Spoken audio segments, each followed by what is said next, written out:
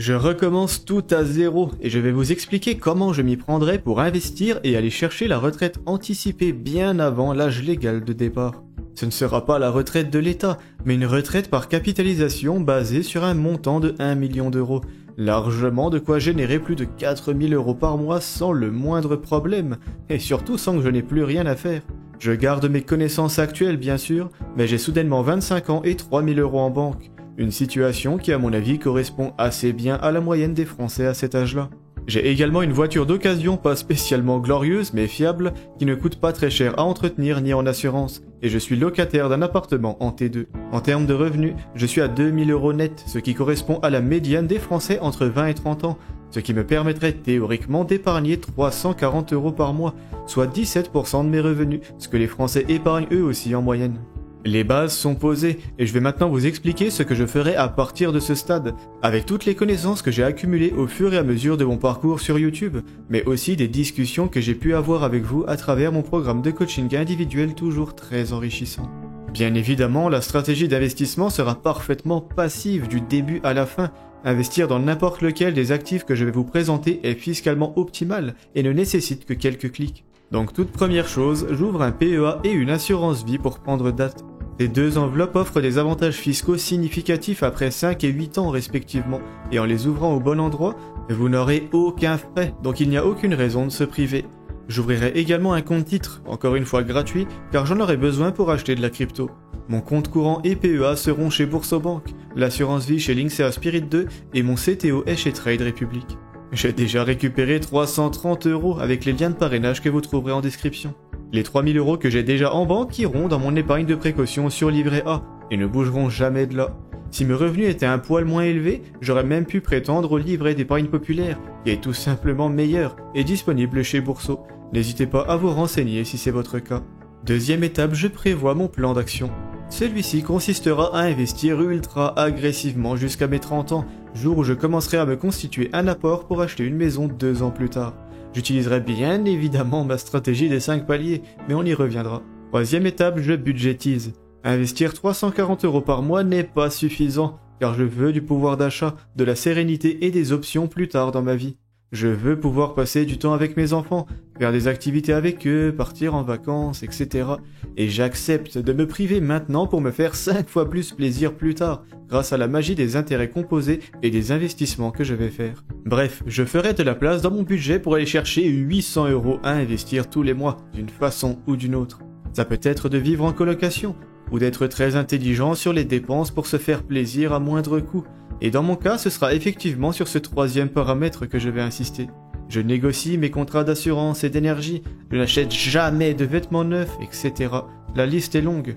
Mais bref, j'ai maintenant 800 euros par mois à investir et je vais aller en chercher 200 de plus en travaillant tout simplement un peu plus. Ça peut être un business, comme j'ai réellement fait avec ma chaîne YouTube, ou tout simplement un petit boulot du samedi matin par exemple. Me voilà maintenant positionné pour investir 1000 euros par mois pendant 5 ans, et je vais les placer sur des investissements de mon premier palier, à savoir les ETF à effet de levier et la crypto-monnaie.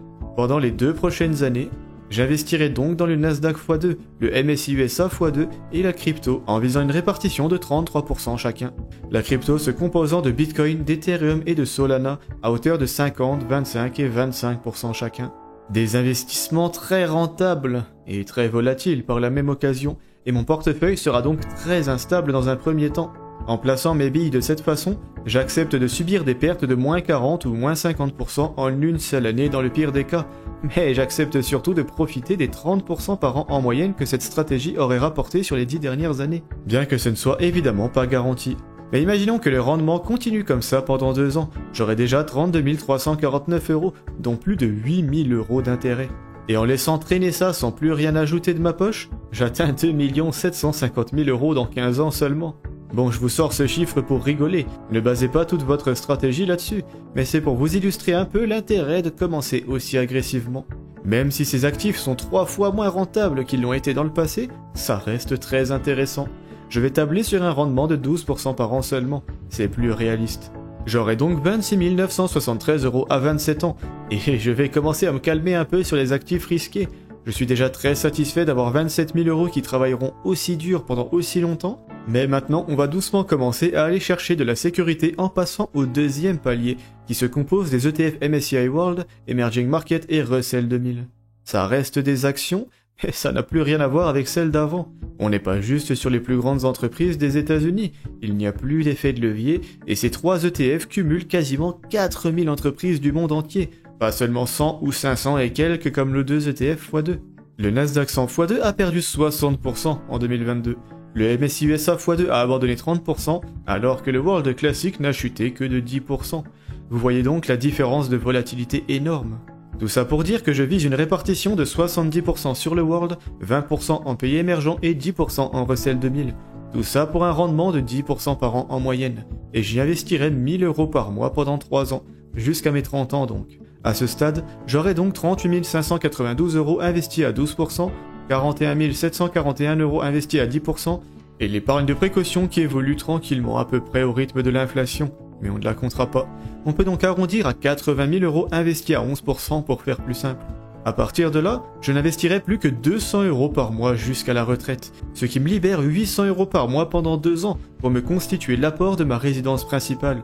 Et j'arrive donc devant le banquier à 32 ans avec 19 200 € d'apport et 100 000 € en investissement.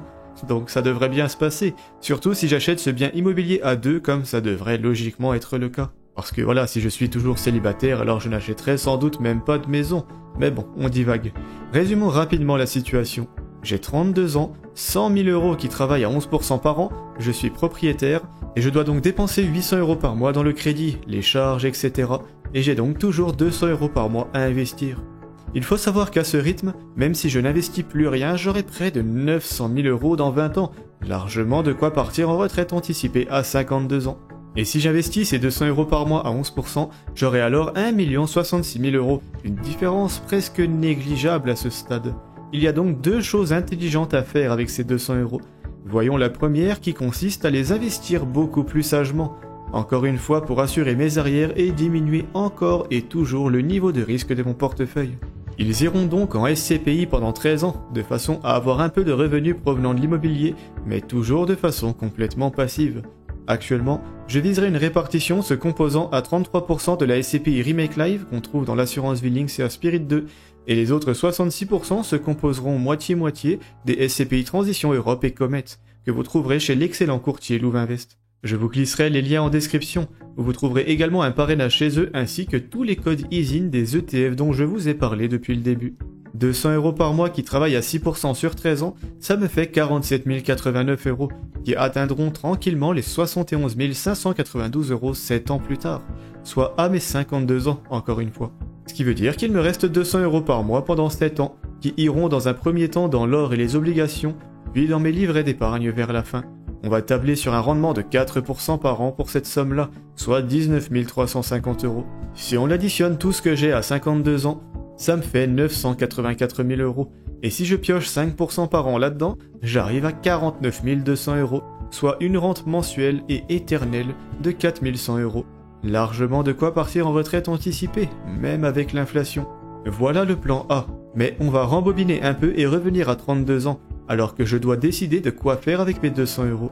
Une stratégie sans doute plus pertinente, suivant quel genre de parent vous êtes, et si vous avez des enfants, forcément, serait d'investir pour eux. Vous le faites indirectement pour vous, de toute façon, surtout si vous prévoyez de les aider un peu pour acheter une voiture, les études, ou éventuellement l'apport d'un appartement. Mais l'intérêt dans tout ça, c'est surtout que vous pouvez esquiver les impôts. C'est plus rentable d'investir pour vos enfants que pour vous-même, aussi étrange que ça puisse paraître. Pour profiter de cette stratégie, il vous faut investir à votre nom sur compte titre, ce qui est pratique car les frais sont plus faibles que sur PEA et qu'il y a plus de choix. Le jour où vous déciderez de donner un peu d'argent à vos enfants, vous n'aurez qu'à transférer vos actifs sur leur propre compte titre et les plus-values seront gommées. Cette astuce utilisant la règle des donations, qui stipule que vous pouvez donner 100 000 € tous les 15 ans à chaque enfant. Achetez donc des actifs rentables et fiables, comme le MSCI World par exemple à 11% par an, et vous aurez 134 786 € dans 18 ans. De quoi donner un beau coup de pouce à vos enfants. Bien sûr, votre propre patrimoine sera moins conséquent, et vous n'aurez pas tellement d'actifs sécurisés, mais la parade à ça est plutôt simple. Revendez un peu d'actions et de crypto quelques années avant la retraite pour acheter des SCPI, de l'or et des obligations.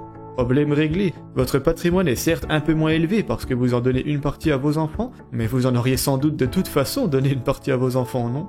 En procédant comme ça, au moins ils esquivent les impôts, donc c'est finalement optimal pour vous comme pour eux. N'hésitez pas à commenter pour me donner votre avis sur cette petite stratégie, qui est un exemple parmi tant d'autres. Même si votre profil ressemble un peu à ça, ce n'est pas pour autant que cette stratégie est la plus adaptée pour vous, car il existe un certain nombre de petites nuances à prendre en compte. Vous n'avez pas envie d'être propriétaire? Vous gagnez plus de 2000 € par mois? Vous prévoyez de vous expatrier? La transmission de patrimoine est très importante à vos yeux? Répondez oui à n'importe laquelle de ces questions et la stratégie changera soudainement assez fortement. Donc je vous invite plutôt à m'envoyer un mail pour qu'on vous crée une stratégie sur mesure ensemble et atteindre vos objectifs le plus rapidement possible. D'ailleurs, vous vous souvenez des 330 € qu'on a récupérés grâce au lien de parrainage? Je ne les ai pas pris en compte dans la simulation, mais pourtant ils ont du poids. En 27 ans et à 12% par an, ils sont devenus 8291 €, soit une rente mensuelle de 34 € si on n'en prend que 5%. C'est quand même pas mal par rapport aux efforts que vous aviez dû fournir à l'époque pour cliquer sur un lien. Pour rigoler, sachez que si on les avait investis à 30% par an, la moyenne historique des actifs du premier palier sur les 10 dernières années, vous auriez quasiment 1 million d'euros. Mais bon, encore une fois, je vous dis juste ça comme ça, et je vous invite d'ailleurs à aller visionner cette vidéo après celle-ci pour en découvrir plus sur les ETF à effet de levier, ultra rentables, mais qui proposent quand même des risques spécifiques à comprendre.